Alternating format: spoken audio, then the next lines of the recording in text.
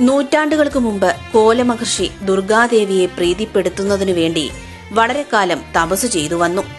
ഇതേ അവസരത്തിൽ തന്നെയാണ് കംഹാസുരൻ എന്ന അസുരൻ അമരത്വം ലഭിക്കുന്നതിനു വേണ്ടി പരമശിവനെ പ്രീതിപ്പെടുത്താൻ ഈ പ്രദേശത്ത് തപസ് ചെയ്യുന്നതും.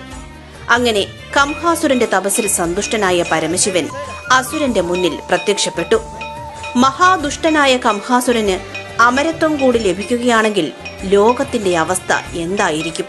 ദേവന്മാർ പരിഭ്രാന്തരായി ഈ വിവരം ദേവിയെ അറിയിക്കുകയും അസുരൻ വരം ചോദിക്കാൻ തുടങ്ങിയ നിമിഷം ദേവി കംഹാസുരനെ മൂകനാക്കുകയും ചെയ്തു. ഇതിൽ കോപിഷ്ഠനായ മൂകാസുരൻ കോലമഹർഷിയെയും മറ്റു മഹർഷിമാരെയും പല വിധത്തിൽ ഉപദ്രവിക്കാൻ തുടങ്ങി.